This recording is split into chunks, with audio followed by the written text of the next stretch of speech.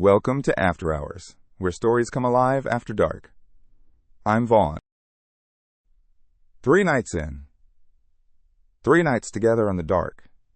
And if you're here, if you're still watching, then you already know. This story doesn't let go. A cybersecurity analyst in Lagos found a signal she was never supposed to find. 147 names. 147 disappearances. Journalists. Activists. Whistleblowers. People who ask questions. People who told the truth.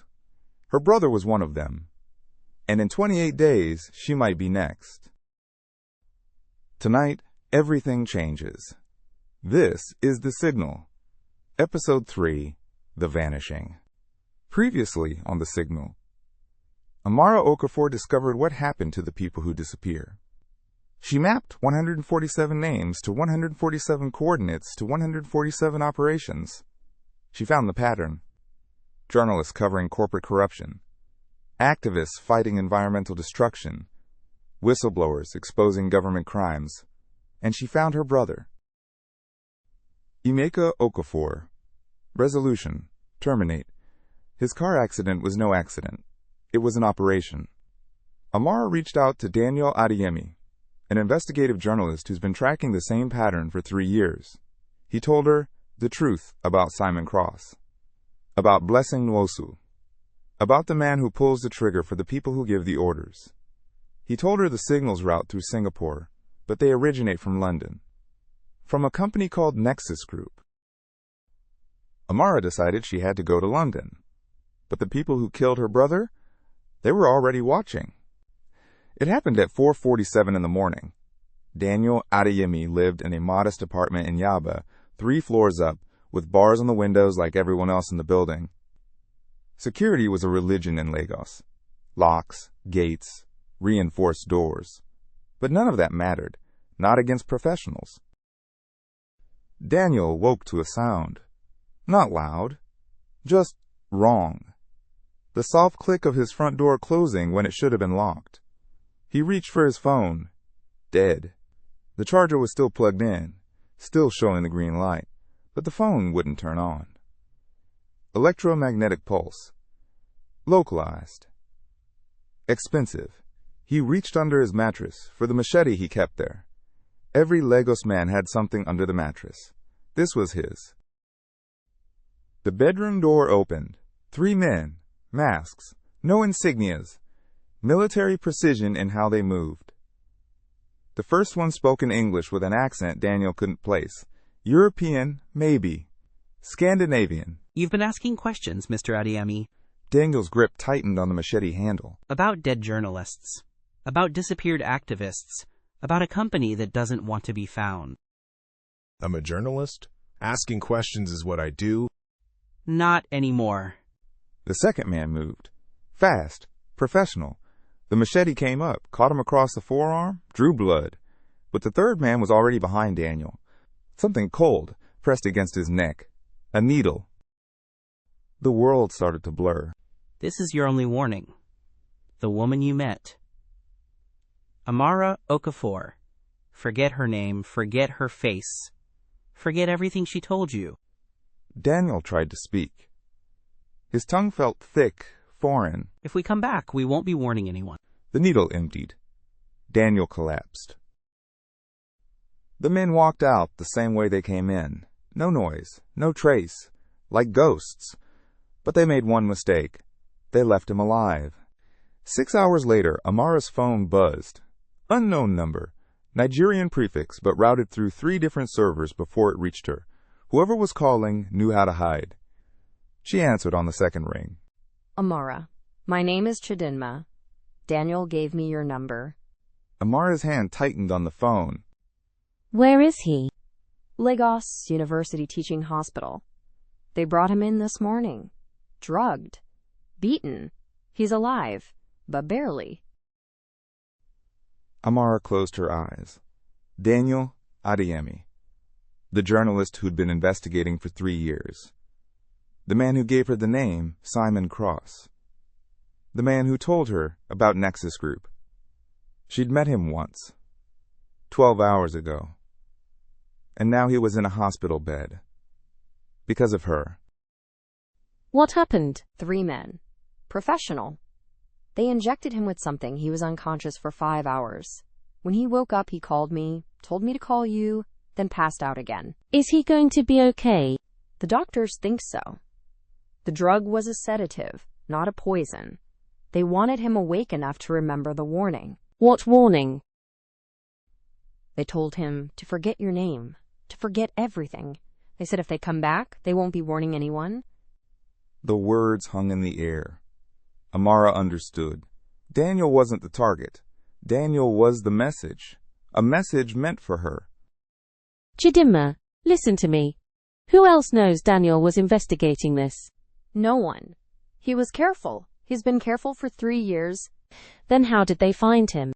Silence on the line. They didn't find him, Amara. They found you.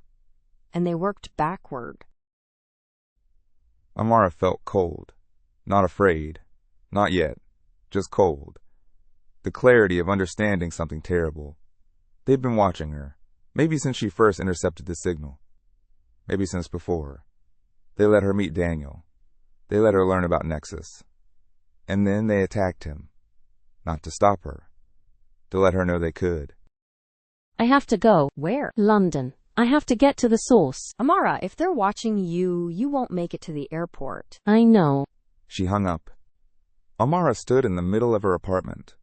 The wall still covered, with 147 faces, 147 names, 147 people who thought they were safe. She had 26 days. No, less than that now. They'd accelerated. They knew she knew. The rules had changed. She couldn't move the way normal people moved. Couldn't book a flight. Couldn't walk out her front door. She had to become someone else.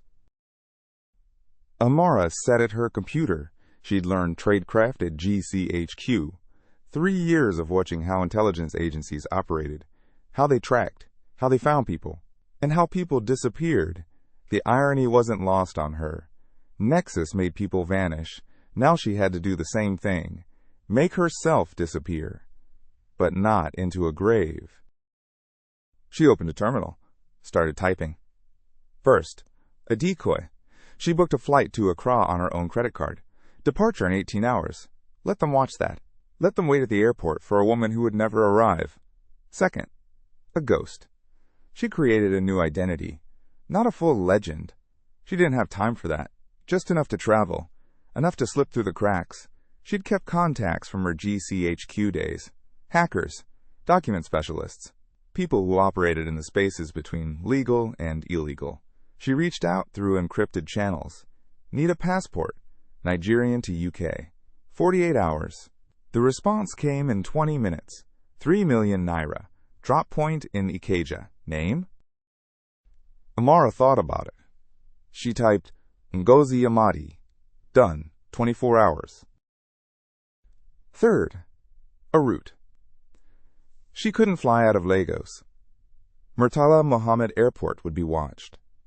Every international airport in West Africa, probably. But Nexus couldn't watch everything. They had reach, but they didn't have infinite resources. There were other ways out of Africa. She made more calls. Encrypted. Routed through servers in countries that didn't share intelligence with anyone. A contact in Port Harcourt knew a cargo ship, Nigerian flagged. Departed in 72 hours for Rotterdam. They'd taken passengers before. People who needed to leave Nigeria without being noticed. Price, 2 million naira. She had the money. Severance from GCHQ. Savings from Meridian. Money she'd been holding for emergencies. This qualified. Amara transferred the funds. Packed a single bag. Laptop, hard drives, clothes for 5 days, and a burner phone. Everything else she left behind. The 147 faces on her wall. The photographs. The research. She photographed everything, encrypted the files. Uploaded them to 3 different cloud servers in 3 different countries. If she disappeared, the evidence wouldn't disappear with her. At 11 p.m., she walked out of her apartment. She didn't look back. There was one more thing Amara had to do before she vanished. Insurance. At GCHQ, they called it a dead man's switch, a mechanism that triggers automatically if you stop checking in, a way to ensure that even if you're eliminated, your work survives. Amara set hers up that night. She built a server, hidden, automated, impossible to trace. Every 48 hours, it would send her a ping. If she didn't respond within 12 hours, it would trigger, and when it triggered, everything she knew would release. Every signal she'd intercepted, every coordinate she'd mapped, every name on the list, the evidence would go to journalists in 12 countries. News outlets that couldn't be silenced, whistleblower organizations, human rights groups. She included a message. My name is Amara Okafor.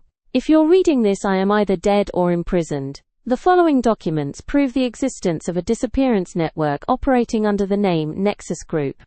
147 people. 8 years. 6 continents. This is the proof.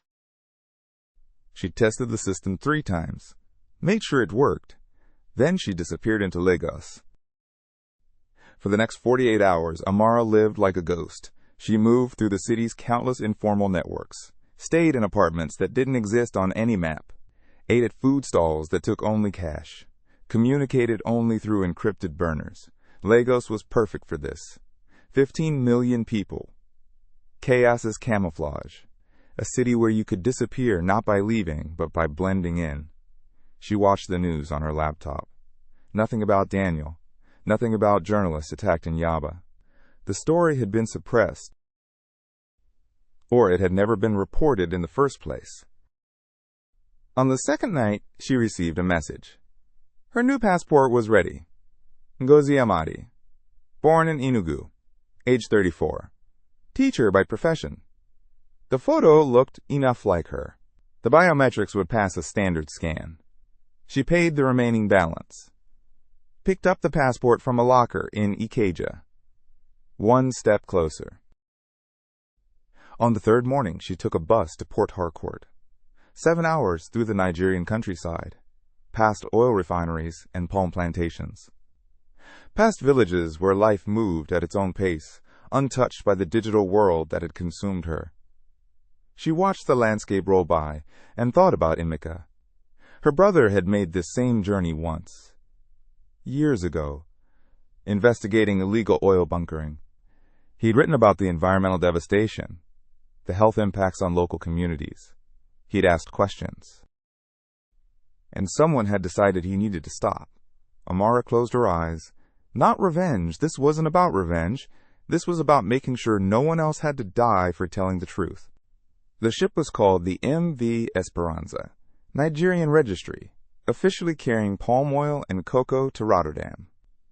Unofficially carrying whatever and whoever needed to move without being noticed. Amara met her contact at a bar near the waterfront. A man named Chidi. 50s. Face like cracked leather. Eyes that had seen everything and judged nothing. You're the woman. I'm the woman. He looked her over. Not threatening. Assessing. You know this trip takes 12 days. No stops. No getting off early. I know. You bring trouble, you swim home. I understand. He nodded. Handed her a manifest document that listed her as crew. Engine maintenance. You ever worked on a ship? No. Then stay out of the engine room. Keep to your cabin. Don't talk to anyone. I won't. We leave in 4 hours. Cargo hold B. Don't be late. Amara found a quiet corner on the docks. Watched the ship being loaded, crates and containers, the machinery of global trade. Somewhere on the other side of that trade was London, the headquarters of Nexus Group, the source of the signal, and the people who had killed her brother. She checked her dead man's switch. The ping came through. She responded. 48 more hours of safety. Then she'd need to check in again. From the middle of the Atlantic. The hours passed. Amara boarded the ship as the sun was setting. Cargo hold B, just like Chidi said. A cabin the size of a closet. A mattress. A bucket for washing. Luxury for this kind of travel. She locked the door. Set up her laptop. Connected to the ship's satellite internet. Weak signal, but enough. She had 12 days at sea. 12 days to plan, to prepare, to figure out how to infiltrate a company that specialized in making people disappear. She was walking into the lion's den. And she knew it. But 147 people had died asking questions. 147 people had been silenced for telling the truth. Her brother was one of them. Amara would not be the 148th.